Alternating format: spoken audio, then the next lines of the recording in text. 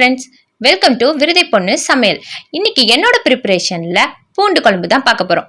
பார்த்துடலாமா? பார்க்கறதுக்கு முன்னாடி என்னோட சேனலை சப்ஸ்கிரைப் பண்ணிட்டு பெல் ஐக்கானை கிளிக் பண்ணிக்கோங்க. கூடவே ஆல் பட்டனை கொடுத்துருங்க. அப்பதான் நான் போடுற வீடியோ உங்களுக்கு உடனுக்குடனே நோட்டிபிகேஷன்ல வரும். வாங்க வீடியோக்குள்ள போயிடலாம். பூண்டு குழம்பு செய்ய தேவையான சின்ன வெங்காயம், பூண்டு, தக்காளி எல்லாம் ரெடி பண்ணி வச்சாச்சு. சின்ன வெங்காயத்தில் பாதி அளவுக்கு இடித்து வச்சுக்கோங்க. 3 தக்காளியை மிக்சி ஜாரில் போட்டு கிரைண்ட் பண்ணி வச்சுக்கோங்க. லைட்டாக பல்ஸ் கொடுத்து வச்சுக்கோங்க. இப்போ அடுப்பில் மண் சட்டி வச்சு கடலெண்ணெய் கொஞ்சம் சேர்த்துருக்கேன். கூடவே கொஞ்சம் நல்லெண்ணெய் சேர்த்துக்கிறேன். நல்லெண்ணெயை ஸ்கிப் பண்ணாமல் சேர்த்துக்கோங்க. எண்ணெய் காஞ்ச உடனே கடுகு சேர்க்குறேன். கடுகு வெடிச்சதுக்கப்புறம் கூட கொஞ்சம் வெந்தயம் சேர்த்துக்கலாம். இப்போ கொஞ்சம் போல் ஜீரகம் சேர்த்துக்கலாம். 3 வெடித்து வந்ததுக்கப்புறம் வெங்காயத்தில் பாதி அளவுக்கு ஒரு கைப்பிடி அளவுக்கு இடிச்சிருக்கேன், அதை சேர்த்துக்கிறேன். முழு வெங்காயம் 2 கை அளவுக்கு சேர்த்துறேன். ஒரு கொத்து கருவேப்பிலை சேர்த்தாச்சு. பூண்டு 3 கட்டி அளவுக்கு எடுத்து உரிச்சு வச்சுருக்கேன், அதை சேர்த்துக்கலாம்.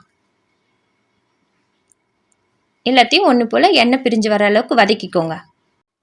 எல்லாம் ஒன்று போல் சுருண்டு வதங்கி வந்ததுக்கப்புறம் 3 தக்காளி பழத்தை மிக்சி ஜாரில் பல்ஸ் மூடு கொடுத்து சேர்த்துருக்கேன். நான் ஏன் இப்படி சேர்க்குறேன் அப்படின்னா, ஈஸியாக வதங்கி வரும், குழம்பு கொஞ்சம் திக்காக கிடைக்கும். அதனால தான் இந்த மாதிரி சேர்த்துருக்கேன். இப்போ எல்லாத்தையும் ஒன்று போல் வதக்கி கொடுத்துருங்க.